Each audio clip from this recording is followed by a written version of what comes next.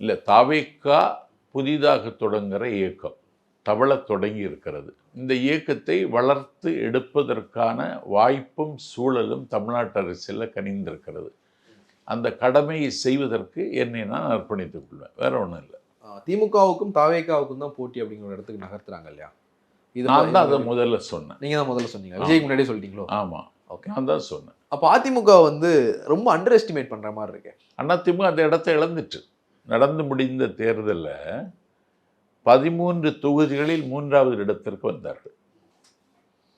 ஒரு தொகுதியில் 4வது இடத்திற்கு வந்தார்கள். ஒரு தொகுதியில் டெபாசிட் இழந்தார்கள். 72ல் 77ல் வெற்றியை தொடங்கிய அதிமுக இப்படி ஒரு கோரமான நிலைமைக்கு தள்ளப்படுவது எடப்பாடியினுடைய தலைமையினால். அதை அந்த கட்சியை ஒருங்கிணைத்து அந்த கட்சியை மீண்டும் சமவெளிக்கு கொண்டு வர வேண்டும் என்கிற அக்கறையும் கரிசனமும் இல்லாத ஒரு மலட்டு தலைமையின் கீழ் அந்த கட்சி சிக்கிக் கொண்டது. அதனால் அந்த கட்சி திமுகவுக்கு போட்டியாக இருக்க தகுதியை இழந்து விட்டது.